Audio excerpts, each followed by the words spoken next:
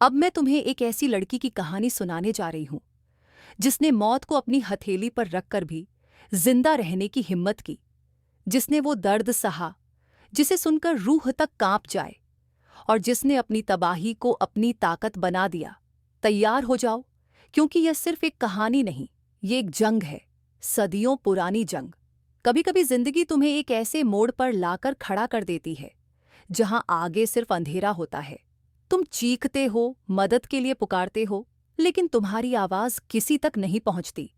तुम्हें लगता है कि यही तुम्हारी नियति है, कि तुम्हारी कहानी यहीं खत्म हो जाएगी। लेकिन क्या सच में? क्योंकि कभी कभी कोई एक चिंगारी उस अंधेरे को जला देती है, और जब वो आग भड़कती है तो फिर उसे कोई नहीं रोक सकता। यह कहानी रूहाना ज़ाइब की है, एक ऐसी लड़की की जिसे जिंदा जला दिया गया था, लेकिन जो राख से उठी और अपनी तकदीर खुद लिख डाली। जब मैंने पहली बार दुनिया देखी, तब मेरी माँ की आंखों में आंसू थे, खुशी के नहीं बल्कि डर के। क्योंकि हमारे घर में बेटी पैदा होना किसी अभिशाप से कम नहीं था। मेरे पिता ने मुझे देखते ही मुंह फेर लिया था, और मेरी दादी ने कहा था, ये मनहूस आई है, इसका जन्म ही गलती है। मुझे बचपन से ही सिखाया गया कि लड़कियों का हंसना गलत है, ऊंची आवाज में बोलना पाप है, और सपने देखना, सपने तो लड़कियों के लिए होते ही नहीं। मैंने कभी स्कूल की चौखट नहीं देखी, लेकिन मैं जानती थी कि इस दुनिया में मेरे लिए एक अलग जगह होनी चाहिए। मुझे किताबों से प्यार था और मैं चोरी चोरी पढ़ने की कोशिश करती थी। लेकिन जब पापा को ये पता चला तो उन्होंने मेरे हाथ जला दिए। लड़कियों को पढ़ने की जरूरत नहीं, घर संभालो, उन्होंने कहा था। मैंने अपने हाथ देखे, छाले पड़े थे, दर्द असहनीय था। लेकिन मुझे एहसास हुआ कि अगर मैं अब नहीं लड़ी तो ये जिंदगी मुझे जिंदा दफना देगी। 18 साल की उम्र में मुझे जबरदस्ती ब्याह दिया गया। मेरा पति रिजवान बकान से एक नामी आदमी था, पैसे वाला, ताकतवर, लेकिन उसके अंदर इंसानियत नहीं थी। शादी की पहली ही रात उसने मेरी आंखों में झांका और कहा, तू मेरी चीज है, मेरी गुलाम। तेरी हिम्मत कैसे हुई मुझे नजर मिलाने की? उसके बाद वो पहली रात नहीं थी जब मुझे पीटा गया। हर रात एक जंग थी, हर दिन एक सज्जा। मैं माँ के पास गई, मुझे यहां से निकालो माँ।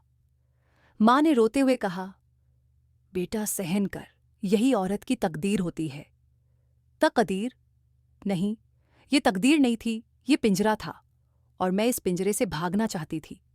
एक रात जब मेरा पति शराब के नशे में धुत था, मैंने भागने की कोशिश की, लेकिन मुझे पकड़ लिया गया, और फिर उन्होंने मुझे जिंदा जला दिया।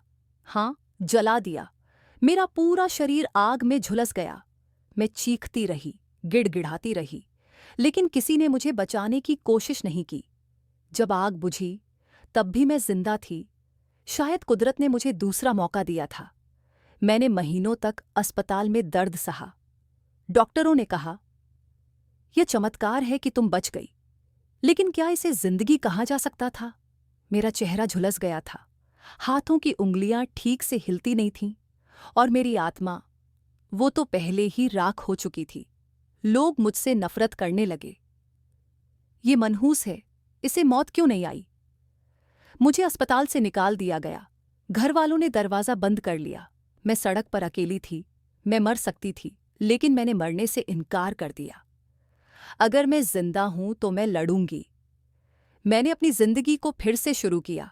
मैंने पढ़ाई शुरू की, नौकरी की तलाश की, और खुद को साबित करने के लिए हर वो कदम उठाया जिससे समाज मुझे रोकने की कोशिश कर रहा था। सालों की मेहनत के बाद आज मैं एक अब्दा क्रिमिनल लॉयर बॉड हूं। मैं उन्हीं औरतों के लिए लड़ती हूं जिनकी आवाज़ कभी दबा दी गई थी। आज मैं अदालत में खड़ी होती हूं, और मेरी फाइलों में ऐसे केस होते हैं जहां किसी ने अपनी बेटी को मारने की कोशिश की, किसी ने अपनी पत्नी को जलाने की कोशिश की। लेकिन अब मैं सिर्फ एक कहानी नहीं हूं, मैं एक आंदोलन हूं। मुझे देखकर लोग कहते हैं, ये वही लड़की है जिसे जिंदा जला दिया गया था। और मैं जवाब देती हूं, हाँ, मैं वही हूं, लेकिन अब मैं राख नहीं, आग हूं। ददहा तंपरिसहा।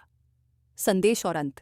अगर तुम यह सोचते हो कि एक औरत की जिंदगी उसकी तकदीर तय करती है, तो तुम गलत हो। तकदीर वही होती है जो हम खुद बनाते हैं। अगर तुम किसी ऐसे इंसान को जानते हो जो दर्द में है, जो घुट रहा है, तो उसका हाथ पकड़ो, उसे बताओ कि अंधेरे के बाद भी रोशनी होती है, और अगर तुम खुद उस अंधेरे में हो तो याद रखना, तुम राख नहीं हो, तुम आग हो, बस एक चिंगारी चाहिए और फिर पूरी दुनिया तुम्हारी रोशनी देखेगी। अब फैसला तुम्हारा है, तुम राख बनकर बिखरना चाहते हो या आग बनकर जलना चाहते हो।